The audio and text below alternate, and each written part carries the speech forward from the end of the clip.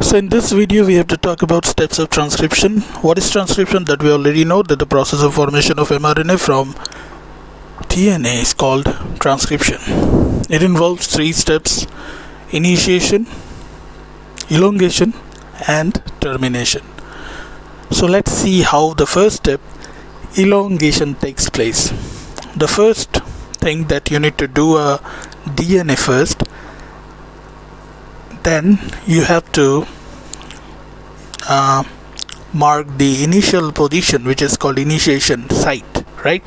Initiation point, because that is the binding site of RNA polymerase, the enzyme which is required in this process. But it will not bind alone, it will bind along with a sigma factor, because sigma factor is required for the initiation step, right? So we need to draw DNA again, and then we have to put these 2 things, that is RNA polymerase along with sigma factor in initiation point, right? Then another enzyme comes, that is called helicase. So what is the function of helicase? It breaks the bonding, hydrogen bond between the DNA strands, right? So when the DNA gets unfolded, it will form a structure that is called transcription bubble. So you need to draw RNA polymerase here, okay? And at this point what's happened, the sigma factor will go out, because sigma factor takes part in initiation process. So when the strand of the DNA gets unfolded, the sigma factor will go out, its work is done, okay? And transcription bubble is formed. Now the next step, that is elongation. Let's see how it's happened, okay? So in elongation, the RNA polymerase will read the template strand, which is the lower strand in this diagram, which is 3 to 5 prime, and it will read the sequences of nitrogen bases present at the lower strand, okay?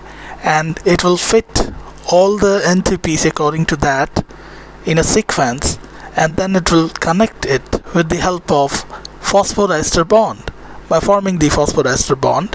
So that is a function of RNA polymerase, okay? So here we see a short new RNA is actually formed here, and the RNA polymerase is present in the middle. But let's see what happens when it will go to the terminal sites. So when it will go to the termination zone, we got a long chain of RNA here, and it is attached at the DNA, with the DNA at the terminal sites. So that point is called DNA RNA hybrid.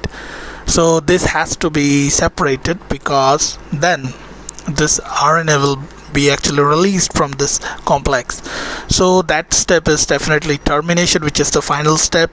Here what happened, another factor is required for this step, that is rho factor. So rho factor will bind to the terminal site, it will bind to the RNA polymerase, and it will break the bonding between the DNA and RNA, that is DNA RNA hybrid, and after that our newly formed RNA gets released, right?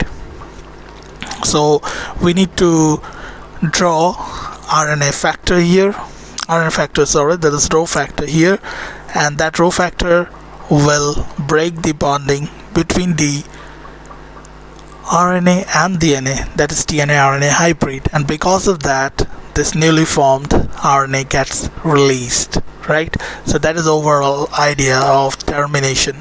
So always remember, this is the steps which is going on in, we can say, the prokaryotic organisms, right? Here we see that RNA polymerase enzyme is required, and because of that this RNA is formed. So this RNA is definitely mRNA in case of prokaryote, because it does not require any kind of modification, it is already a mature RNA.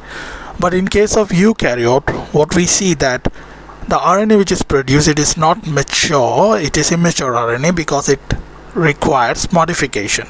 So it is called hnRNA. So you need to write, for prokaryote you have to write mRNA, and if you are presenting this in eukaryotes, you need to write hnRNA, that is heterogeneous nuclear RNA. And in eukaryote there are 3 RNA polymerase is required for 3 different RNAs. So RNA polymerase 1 is required for rRNA, and 2 for mRNA, 3 for tRNA. That is a very important information. So when you are making mRNA in eukaryote, you have to say it is RNA polymerase 2. I guess the concept is clear to you.